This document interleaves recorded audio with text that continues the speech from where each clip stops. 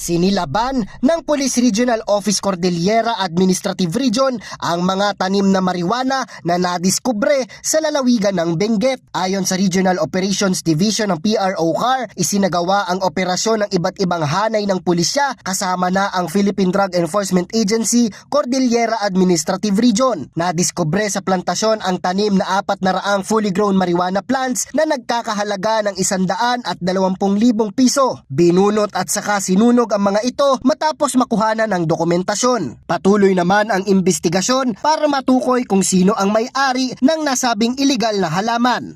Nasa kote ang 74 na individual na sangkot umano sa pagpapatakbo ng illegal gambling operation sa San Vicente, Tarlac sa ikinasang Joint Law Enforcement Operation ng Philippine National Police Anti-Cybercrime Group National Headquarters, Regional Anti-Cybercrime Unit 3, Police Regional Office 3, Philippine Amusement and Gaming Corporation o PAGCOR at Securities and Exchange Commission o SEC. Pinasok nila ang sugalan at saka inaresto ang mga individual. Nasa kustudiya na ng pulisya ang mga suspect. Mahaharap ang mga ito sa kasong paglabag sa illegal gambling. Samantala, isinagawa ng Philippine National Police ang selebrasyon ng 47th Foundation Day ng Philippine National Police Academy o PNPA kahapon sa Camp General Mariano N. Castañeda sa Silang, Cavite. May tema ang selebrasyon na PNPA at 47, Moving Forward to Sustain Academic Excellence for Future Public Servants. Sa pangunguna ni PNP Police Chief General Nicolas Torre III, inalala ang legasiya ng mga pumanaw na alumni kung saan nag-alay sila ng bulaklak. Kasabay niyan, binigyang karangalan din nila ang mga dating leader, faculty members, alumni